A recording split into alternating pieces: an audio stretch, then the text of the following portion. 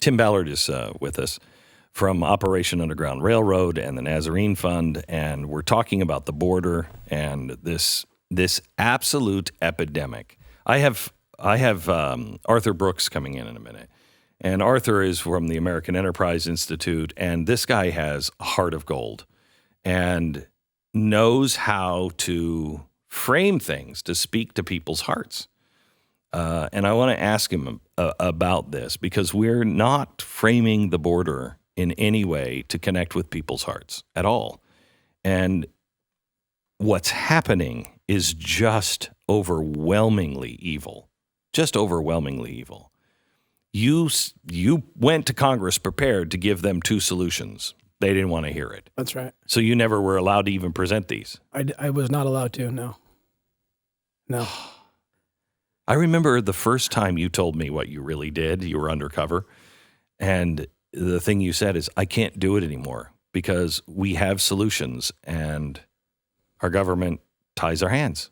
Can't do them. So what are the two solutions on this? Well, there needs to be many, many, many solutions. The problem is so vast. So I would just want to take baby steps. Yeah. It's things we can do immediately. Right. Immediately. Again, this is not a catch-all. It's not going to resolve everything.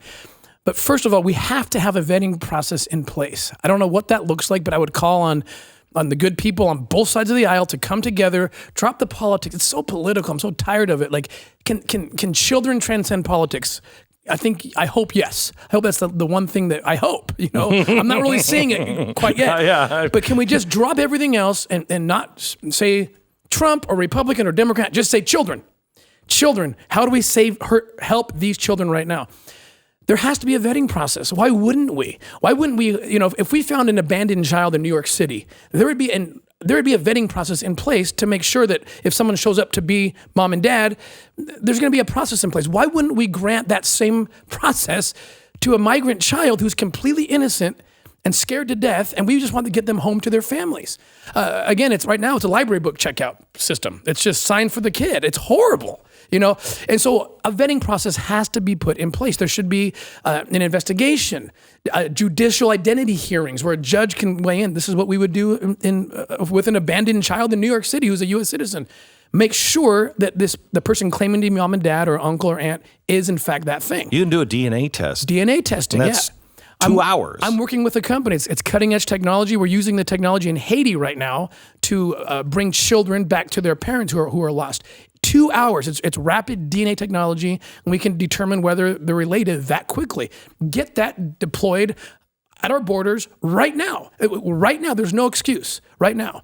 And then the other solution, which can also happen right now, is let's temporary duty, TDY, judges, immigration judges, asylum judges, put those courts into our U.S. embassies, particularly in Central America where the floods are coming, the caravans are coming out. And because there's legitimate asylum seekers. And for them, we're forcing them really to drag their families and their children thousands of miles to see a judge through dangerous country, through, precarious border towns. Causing chaos in everyone's life. Right. Just put immigration, asylum courts in our embassies, let them come there. Now, someone's going to say, oh, well, they're in danger. Well, if there is a credible threat, there's something we could do to help protect them in those cases. But the most important thing it does is it takes the incentive out of the traffickers, because now the trafficker shows up with the kid who's not their kid, and the immigration official, the customs official says, I'm sorry, you need to go to your country and see the judge. No more 20-day loophole. And so guess what? They're not going to go to the judge because they don't have a legitimate claim, and they're going to give up the scheme. They're going to stop taking kids and using them as pawns, or worse, as sex slaves. So these are things that, Glenn, we could do now. It doesn't take a whole lot of time to create these immigration. You just need a room and a judge, and start building this up. Didn't Mike Lee and Ted Cruz also, weren't they working together to try to come up with a way to put a whole bunch of judges down on the border to be able to, this seems to me to be a better system, but we can do these things, and no one is talking about it. They tried to do that, I think, about a year ago. Nobody was willing to even talk about it. That's right. Well, it's funny you bring up Senator Lee. I was with him, actually, and giving this very proposal after I got out of my hearing where I couldn't talk. I went to his office and said, Mike, help me.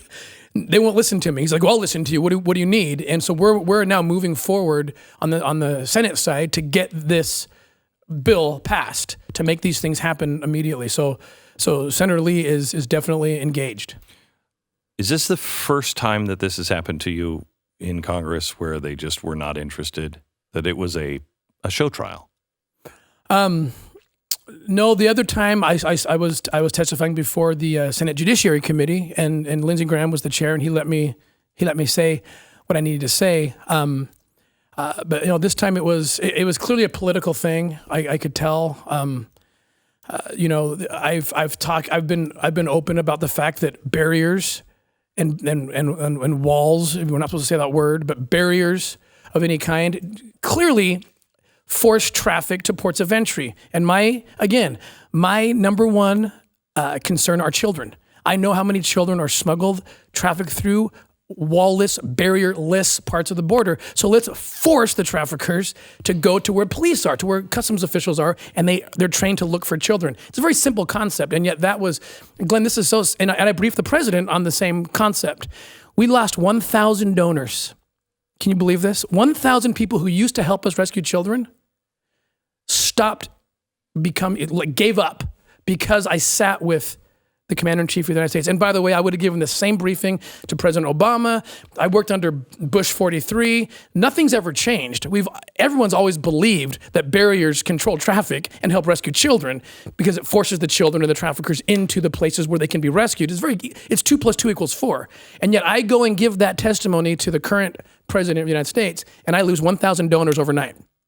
Because I thought to myself, is that where we're at, where we hate one person more than we love rescuing children? It's very discouraging.